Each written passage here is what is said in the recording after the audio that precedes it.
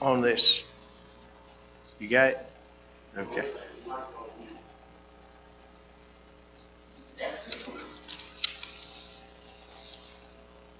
I'd like to welcome each one to our services tonight. Glad you can be here. We'd like to remember those that are sick. Ray Justice had surgery on his eye on yesterday and went back for the follow-up, I think, today, and said he's doing well, said it went well, he's doing well, and that's great. Remember him in your prayers. And Sophie had surgery last week and is recovering at home. And he's here. What am I doing? I'm not even looking, am I? Goodness gracious. I'm sorry. I didn't see you roll in there. We're glad that Sophie can be with us tonight. Also, let's remember Randy Holly, Mary Frances Clifton, Nellie Coker, Doris Delaney, Brooke and Caroline Andrews, and that's the daughter of Don and Lynn Robinson and granddaughter. Also, their niece and great niece, Felicia and Farrah Burnett. Let's remember also Dixie Murphy, Jim Clark, and Ricky Howell, Hattie Miller's son, and Linda Butler, Rodney Kent's grandmother. I believe I'm right on that.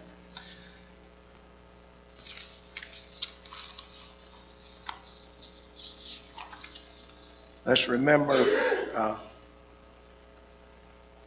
the Fulton Bible Institute meets on Tuesdays at 7 p.m. in the annex, and what is real Christianity looks like is the study of the parables. Everyone's invited to come to that class. Also, the study at the 21st Century Global Missions. They're studying the book of Colossians, and they meet on Thursdays at 10 a.m.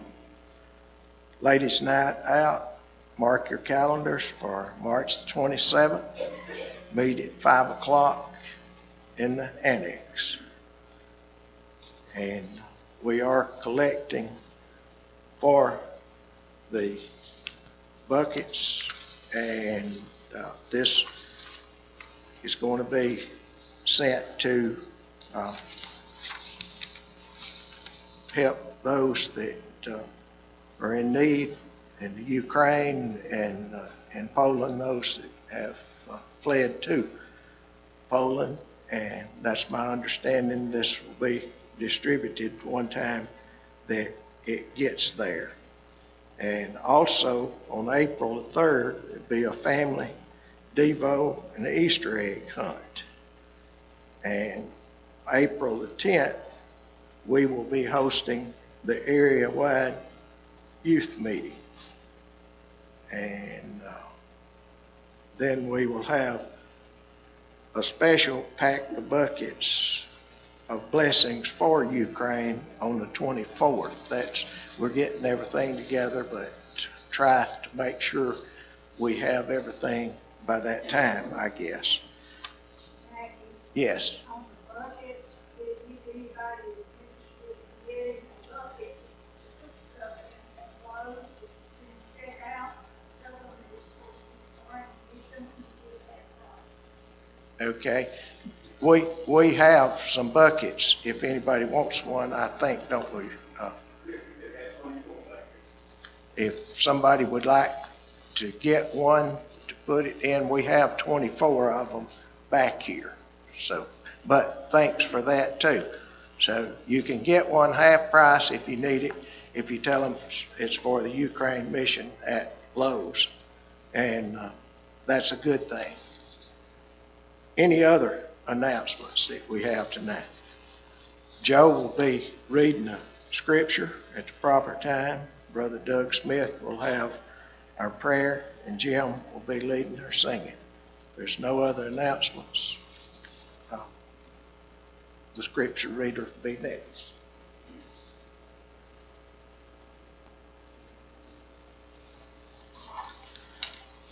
Our scripture reading is from Leviticus chapter 18, verses 1 through 5.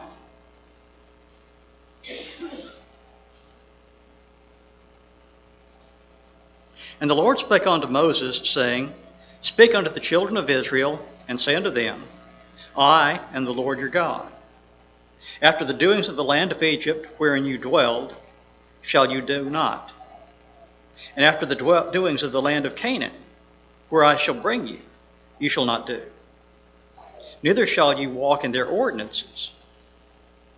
You shall do my judgments and keep my ordinances, to walk therein.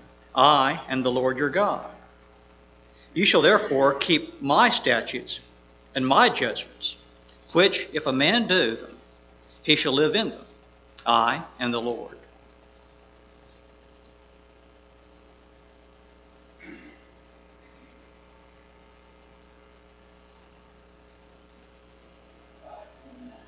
$5.29. Get a book, turn to 529. That'll be our song of invitation in just a minute. For a devotional thought, I want to go for where Brother Joe just read for us. In God speaking to Israel and giving them the law. I want you to notice these first 5 verses, what God speaks to them. Where he tells Moses that this is from God, and you take this to the children of Israel, that all of Israel shall listen. And he goes in verse 3 to tell them, you're not going to do what the Egyptians did before where you are at, nor are you to do what the Canaanites do in the land in which you're going. And what's interesting about that is he tells them, you shall not, at the end of that verse, you shall not walk in their statutes. You shall not walk in their ordinances. Basically, the idea is that God says that you're going to be a different people. You're not going to be like the people you're around. You're not going to be like the Egyptians. You're not going to be like the Canaanites. You're not going to be like those heathens who don't know God. And then he goes on in verse 4 and says, instead, you shall keep my rules. You shall keep my statutes. And you shall walk in them and live as I have called you to live. And again, you notice he says, I am the Lord, your God. And then again, verse 5, he says, if you keep my laws, he says, the person shall live. The person shall live in them. There's life in the rules of God. And then again, he ends with, I am the Lord. Now, something interesting I noticed as I was reading this, and some people had pointed out in some of the books I read, is that in these 5 verses, 4 of the 5 verses, God refers to his own name. If you look in those verses, you'll see all that Lord is all capital. And when you see all capital, that is God using his name Yahweh. And that is a sign of God as being the God, the I am that I am. The I am that we worship. And God wanted his people to realize how important, how key it was that they walk in him and not in the world. And then he goes on to later this verse. He says there in verse 5, if you walk in these ways, you'll have life. You have life in them. Your life will continue. You'll have a blessed life is sort of the insinuation there. At the end of this verse, and in this chapter we're going to talk about tonight in our Bible class, he's going to say if you don't walk in these statutes, you're going to be cut off from your people. You're going to be disowned. You're going to be punished. You're not going to be the people I've called you to be. And the interesting thing about that is I kept thinking about this in my mind today, and as I was reading and studying and preparing for tonight, I thought about how similar and how parallel this is to the words we have in the New Testament. When we as people are told that as Christians we are part of this world, we're in this world, but we're not supposed to be like the world. We're supposed to be different. We're supposed to stand out. Because we're supposed to follow God's laws. We're supposed to follow God's commands. And God's commands are not the commands that this world loves. They're not the commands this world wants to follow. They're not the commands that this world wants to live by. But they're the ones we're called to live by. And God gives us a promise very similar to what he gave Israel. If you live in them, you'll have life. You'll have a life, not necessarily a happy life here, but a happy life in the life to come. An eternity with God. Tonight I want to ask you, where do you stand with God? Are you keeping his statutes? Are you keeping his commands? Are you keeping his word and walking in that word as he's called you to? Are you being that faithful Christian God has called you to be? Or are you walking according to the world? Are you walking according to what this world says do, how this world says live? If that's the way you're walking, be warned. Just as God gave Israel a warning, he gives us a warning. Just as he tells Israel, you'll be cut off, so we shall be cut off. We'll be cut off in eternity. Because you know, one of the scariest things to me, and I don't know if I've ever taught this here, but one of the scariest things to me about the idea of hell is the idea that we'll be away from God. A place we've never been before. We won't be in God's presence because God can't be there because it's full of sin and evil. What a horrible thought to think about being cut off for eternity from God. Tonight I want to ask you, how are you living? Are you living in a way that you're walking in that light, that you're living that life God has called you to, that you'll have eternal life? Or are you walking in a way that's going to lead to being cut off from God for eternity?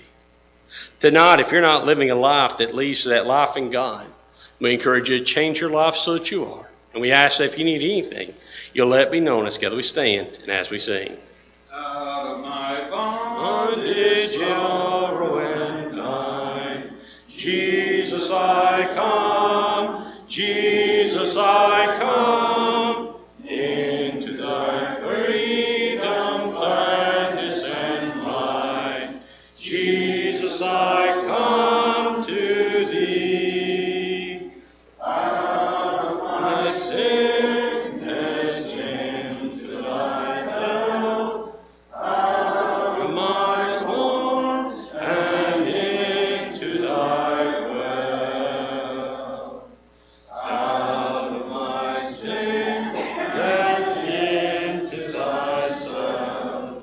Jesus, I come to thee, out of the fear and dread of the tomb.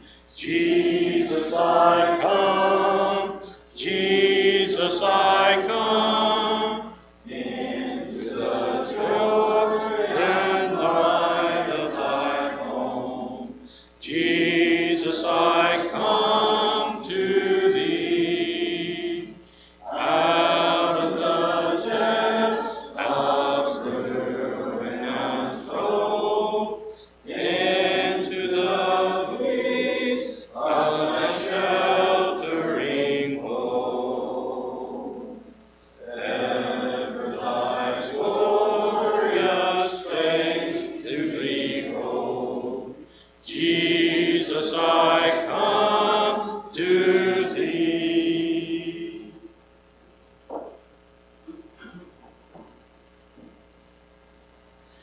Let us pray. Almighty God, our Father in heaven, we are thankful for the gospel and the power of it. We're thankful that it was made known to us by Jesus going to Calvary, shedding his blood, dying, buried, and rose again that third day. Peter preached that first gospel sermon some 40 days later. Still thankful we can be part of that church today that they started out with. Knowing it is true, we put our trust and confidence in it. We remember all those names that Brother Mackey mentioned. We ask your richest blessings upon them and the ones that are attending to them, be with their families as they're all going through difficult times. We're so grateful for your mercy. We ask you to be upon us as we go through life and forgive us when we do fail you. In Christ's name we do pray, amen.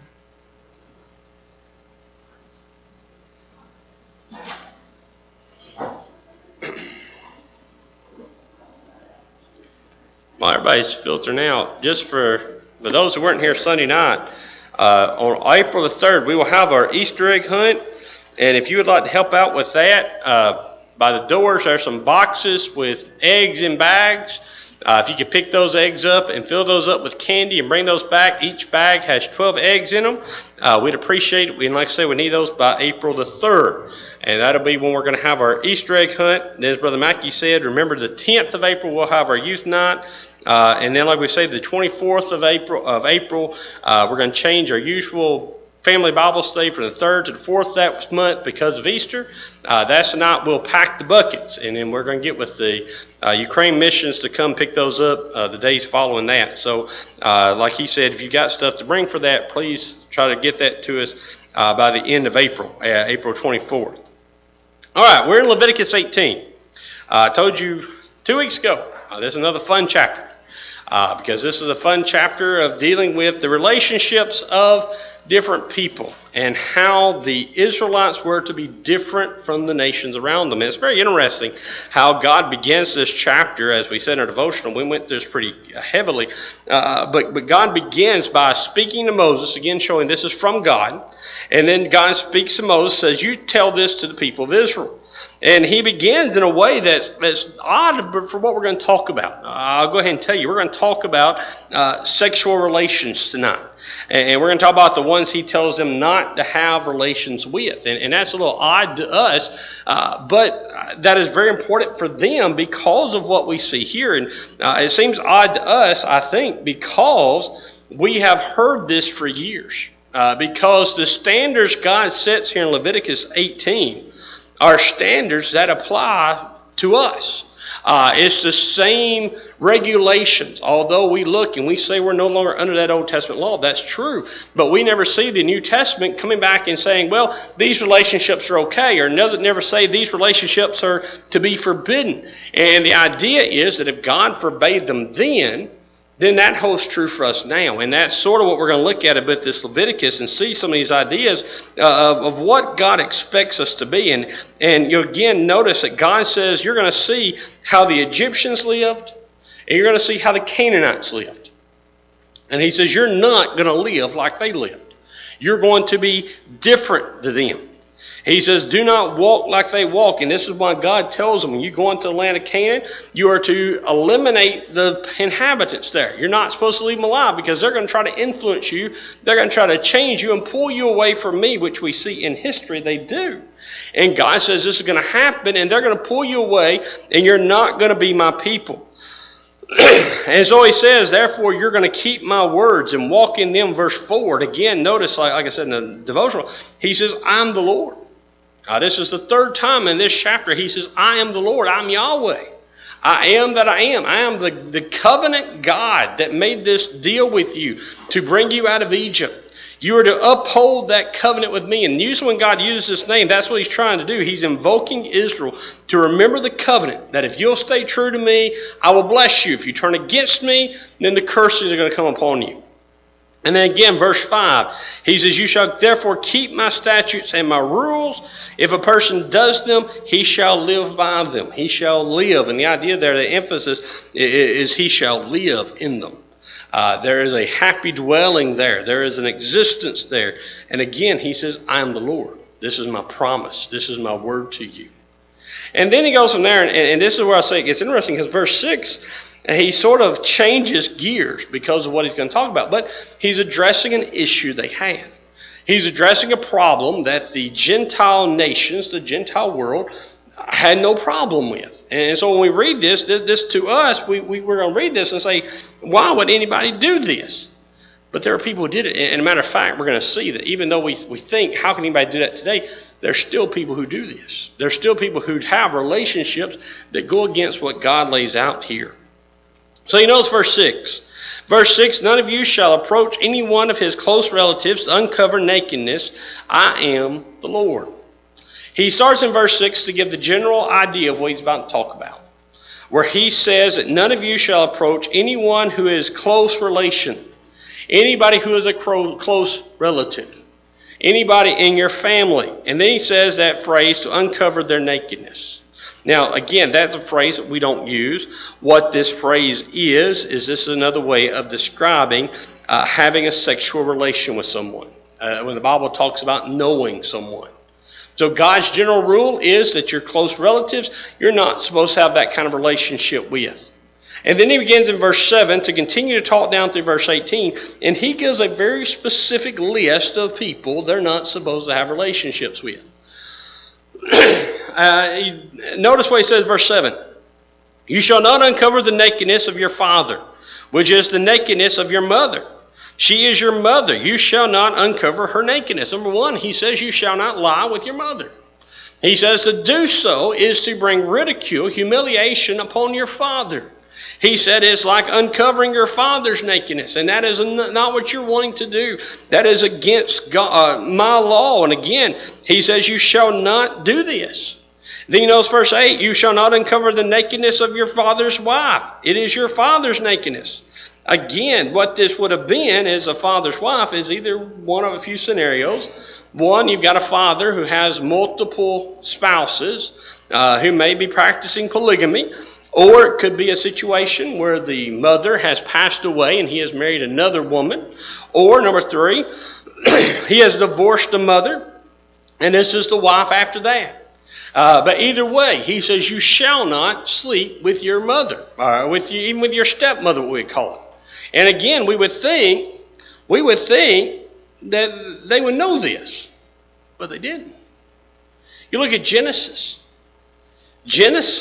Some of these rules, and this is something I read this morning I had not thought about. Some of these very things that they say don't do is what the patriarchs did. There are patriarchs that we think about in Abraham's family who did this very thing. You look at this one, don't lie with your stepmother. You think about Reuben.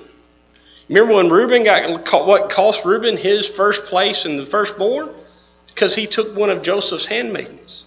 He took one of Jacob's concubines. He took one of Jacob's wife to lie with her.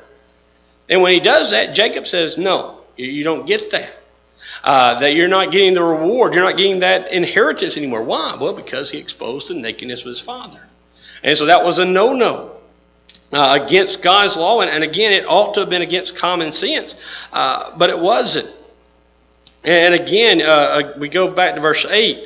The nakedness of you shall not uncover the nakedness of your father. We already did that. Verse 9. So he goes from mother to stepmother. Then verse 9, you shall not uncover the nakedness of your sister, your father's daughter, or your mother's daughter, whether brought up in the family or in another home. He says, number 3, you shall not lie with your sister, whether it be your blood sister or stepsister. That's the idea, whether brought up in the family or in another home. Whether she is one who has been born of your same mother and father, or whether she's, like I said, a stepsister. Maybe she was born from your father and mother, or maybe she was from a previous marriage, or whatever it is. He says you shouldn't take your sister. Now again, we think, okay, we know better than that. Did they? Well, you go back to Abraham. Anybody remember what Sarah was to Abraham? She was a sister. She was a sister to him.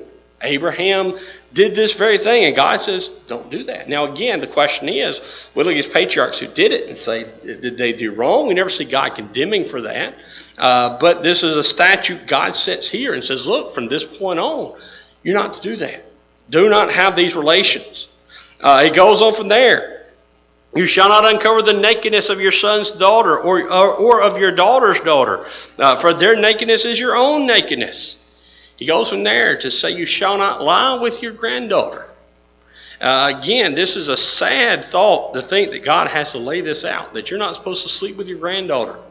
But he has to. And the other thing I thought about was today, you think with all the stories and all the things we hear today, you think our people and our world is so corrupt that we do things somebody else thought about. These very things God said don't do are still happening. And we think our time is bad. This is what's happening then. Now, there is one other category that is insinuated here, but not given out, and that's that God skipped a generation here. And most people think he does that just from basic common sense. What generation did he miss? In talking about your close family, he says you don't sleep with your mother or stepmother. You don't sleep with your stepsister or sister. You don't sleep with your granddaughter or your granddaughter, whether it be from your son or your daughter. Who's he missing? Who's in this family dynamic he's missing? A female. The daughter. God doesn't say the daughter. Now, does that mean it's okay for a man to sleep with his daughter? No, because that falls in the same category as a granddaughter, because that's exposing your nakedness. And the idea is that God didn't have to say that, because common sense says, guess what? I'm not supposed to have relationships with my daughter. And so this is the idea that God lays out.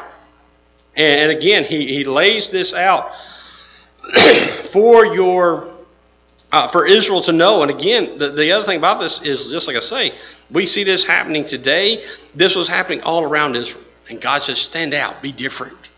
Then verse 11, you shall not uncover the nakedness of your father's wife's daughter, brought up in your father's family, since she is your sister. Now again, some people look at that and say, no, wait a minute. Now how is this different than verse 9? Where it talks about the nakedness of your sister. Well, what's the difference here? Well, there seems to be some kind of a difference here, because this is your father's wife's daughter. You know, earlier it was your father's daughter or your mother's daughter. Most think that what this is referring to is referring to that this may actually refer to a cousin or someone in that kind of branch. It's not the immediate family, but a step out. And we're really just not sure about your father's wife's daughter. Because again, that would, the idea that stepsister will fall back into what he said earlier. And that's the other idea, is this may be the father's second wife. That this is his second wife, and this is a child she had before then. Some think that chapter 9 speaks of a sister that's born in the relationship, meaning that your father and mother have you. Sometime later, your father remarries someone else. He has another daughter, and the verse 9 talks about that daughter. Verse 11 may talk about a daughter that came from a relationship outside that wife, if she's a widow, the second wife, if she's a widow, if she's been divorced, she may have had a daughter there. And again, the idea is common sense says, and God's going to lay out, listen, she's family. She doesn't have to be necessarily blood. And this is the idea that's interesting, is that in this list, God mixes what we call blood kinspeople, or blood relatives, with just relatives. Because a stepsister from a mother that has a daughter from a previous relationship, that's no blood to you. But yet God still says that relationship is wrong. And again, we look at all this description, and what we've labeled this today is this is labeled as incest. This kind of relationship between two people that are related that ought not to be this way. And then we go to verse 12. You shall not uncover the nakedness of your father's sister. She is your father's relative. You shall not uncover the nakedness of your mother's sister, for she is your mother's relative. Verse 14, you shall not uncover the nakedness of your father's brother. That is, you shall not approach his wife. She is your aunt. So now he says, not only has he got your sisters and your children, your grandchildren, now he says your aunts. You're not supposed to have relationships with your aunts. Again, we would think this would be common sense. But you know as well as I do, there's certain people who will test boundaries and go places that they ought not to go. And so this is something we see. And again, this is something that is long-reaching, because we even see this in the New Testament, don't we? Do you remember Herod that John the Baptist calls in? Remember when John the Herod that beheads John the Baptist? Remember why that Herod's mad at him? Because he calls him out because he broke the law, because he married, he broke this very thing. He married his brother's wife, who also was his niece. So we see this was not just at the time of the exile. This was something that continued on into Roman society and throughout the ages, even into recent history. This has not been something that has been looked down upon in the world. Then you go from there to verse 15. You shall not uncover the nakedness of your daughter-in-law. She is your son's wife. You shall not uncover her nakedness. So again, don't have relations with your daughter-in-law. Verse 16, you shall not uncover the nakedness of your brother's wife. It is your brother's nakedness. Don't have relationships with your sister-in-law. And then verse 17, you shall uncover the nakedness of a woman and of her daughter. You shall not take her son's daughter or her daughter's daughter to uncover her nakedness. They are relatives. This is depravity or wickedness. So he goes from this list and talks about your brother-in-law, your sister-in-law, your daughter-in-law. Then he talks about you shall not have a woman and her daughter or a woman and her granddaughter at the same time. You shall not have relationships with those. Again, notice this is depravity. This is wickedness. This is evil. This is iniquity. And then you notice verse 18, you shall not take a woman as a rival wife to her sister, uncovering her nakedness while her sister is still alive. We've seen that before, haven't we? We've seen a man take sisters as his wives and there be rivalry, haven't we? Who had that problem? Okay. Yeah. What other man married two sisters and there was rivalry between the two sisters? That would have been before this in the patriarchs. Jacob. Now, Jacob was not by choice, remember. He didn't choose that. But what happened? Leah and Rachel were rivalry because Leah had children, Rachel didn't. So what did Rachel do? Rachel tried to subvert that and try to get her handmaiden in. And then Rachel had to do something, or Leah had to do something. And they were constantly bickering and having a problem with this. And so he says this is what's not to be. Now, there is one exception. Now you will notice verse 18 has an additional statement that no other verse has. None of these other verses we've talked about has, and there's a reason for it. And what is that? What is that additional statement that he says here in verse 18 that he doesn't say anywhere else? Why is she still alive? Why is that important? Because of what's called the Levirate marriage. Later in the book of Deuteronomy and later in the book of Leviticus, God's going to set up a statute of a Levirate marriage. What a Levirate marriage is it says if a man and woman are married and the man does not produce a child and the man dies, it is that man's brother's responsibility to marry his brother's wife to produce a child. And if he produces a child with that wife, then that child doesn't take the new brother's name. He takes the previous brother's name. And he becomes the full inheritance of the brother who died. Now, this was done to continue the lineage. This was done so that the lineage would keep going. And so this would happen is there would be times when brothers would marry sisters, and there may be a brother who died, and that brother's responsibility was to marry this other sister. And again, the idea is that this was to carry this line out. And the same could be said the opposite too. There was times this Levirate marriage applied to the woman.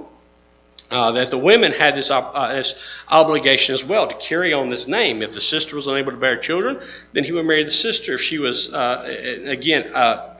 able at that time.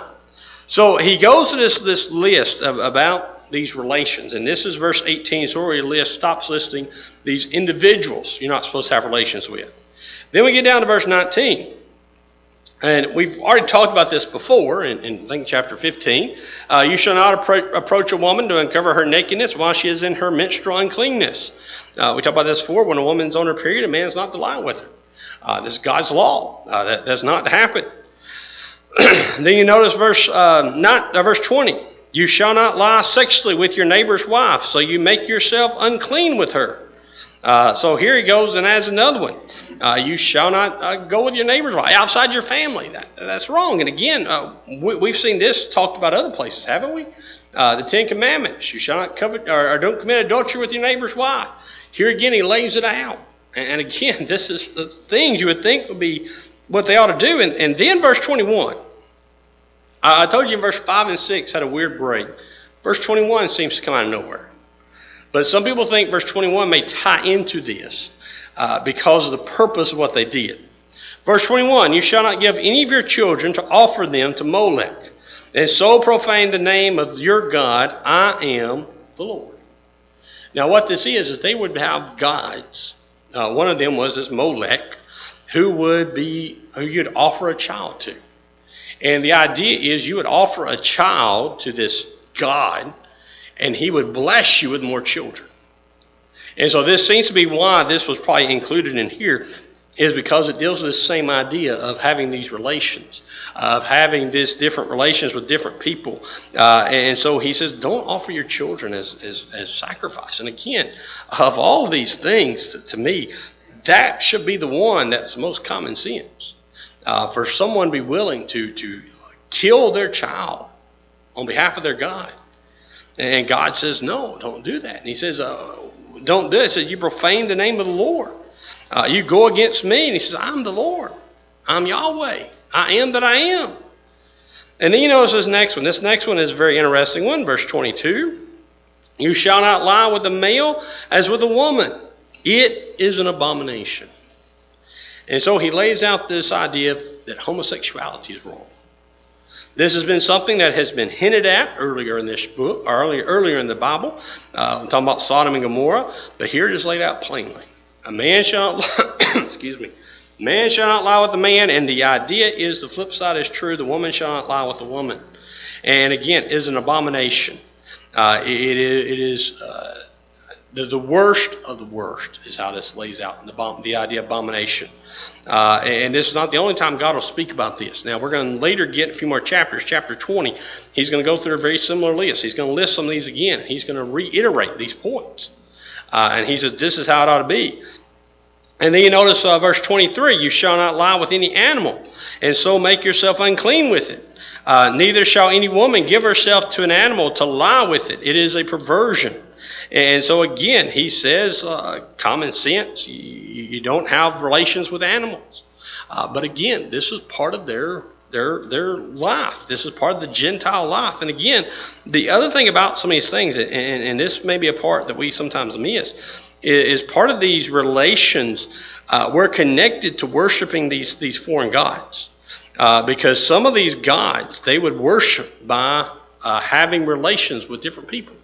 There were gods that were fertility gods. There were gods that were, their worship was to go to their temple and to lie with the prostitutes of that temple. And those prostitutes may be male or female. Or it could be that when your family, certain gods, when you went to worship them as your family went, it required you to have a relation with whatever member of your family was there that day. And so God says, don't do this. Don't act this way. This is how you're going to be different. And then he goes in verse 24. Now, verse 24 through the rest of this is the warning. Remember I told you at verse 5, he says, if you obey my commands, you'll live in them. You'll have life. If you don't, this is what's going to happen. He told us what the specific word, again, verse 6 gives us the generic. And verse 7 through 23 gives us the specifics. Don't do these. And then he begins back in verse 24 to tell us about the rest of it. Do not make yourselves unclean by any of these things. For by all these, the nations I am driving out before you have become unclean. And the land became unclean. So that I punished its iniquity, and the land vomited out its inhabitants. So notice what he says. He says, you're not to do this because the previous people did this.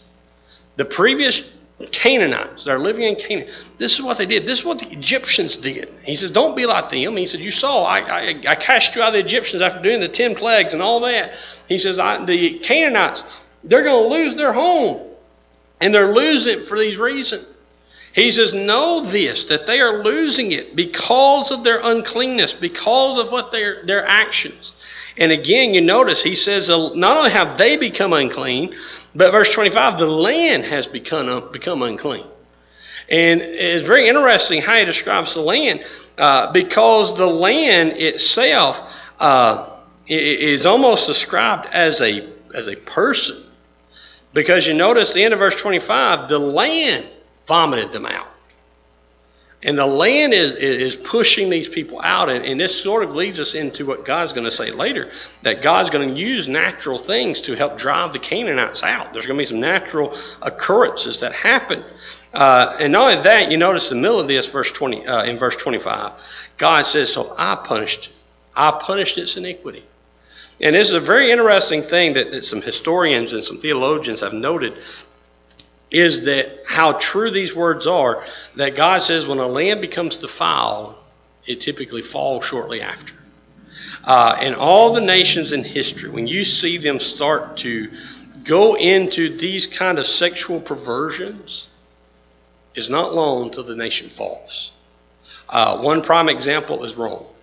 at the end of Rome, and you look at how its people lived, and they started that in the first century, and it just got worse and worse and worse for the next couple hundred years before their fall. And it all stemmed from this lack of morality.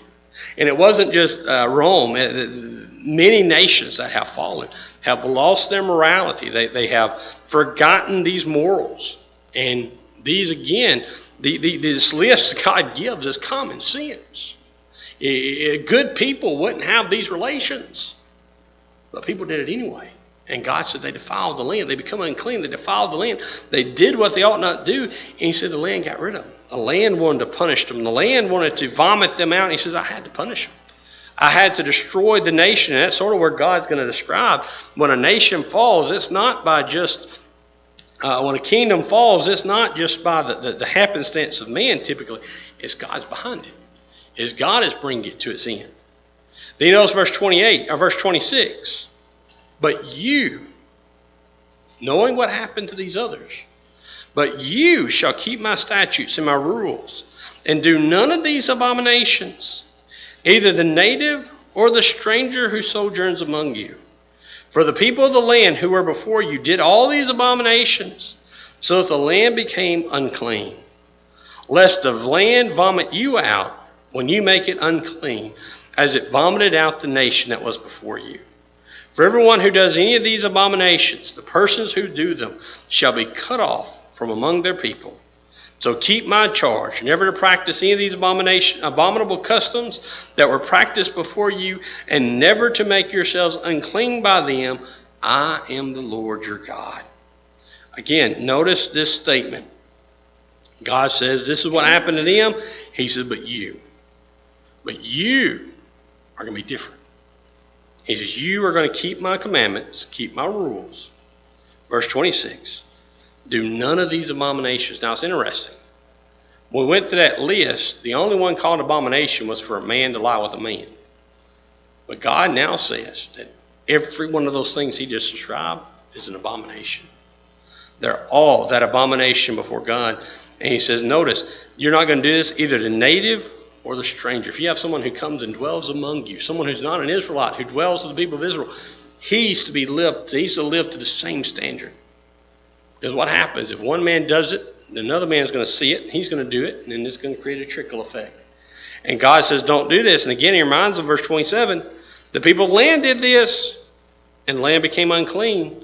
They did these abominations. In verse 28, lest the land vomit you out when you make it unclean, as it vomited out the nation that was before you. He says, if you do what they did, the same result's going to happen to you. You're going to fall. You're going to be destroyed. And the sad thing is, when we look at Israel's history, we look at the judges, we look at the kings, we see Israel do these very things God told them not to do, and they fail. The land vomited them out. The land cast them out. They cast the northern kingdom to Assyria, and they cast the southern kingdom to Babylon. And they cost themselves the land God promised them. And then he knows, for whoever shall commit any of these abominations, even the souls that commit them, shall be cut off from among their people. The idea is they're to suffer consequences, both from the people and from God. We're going to see later, he's going to give consequences for people who have these relations. Some of these are going to be put to death, and others are going to be cast out. They're not supposed to be a part of their people. And then other times God says, I'm going to step in. I'm going to take a part. And that's the idea of be cut off. The cut off from his people can be interpreted and means a couple of different things. But God says, no matter what happens, I'm going to take care of it. Something's going to happen to those people.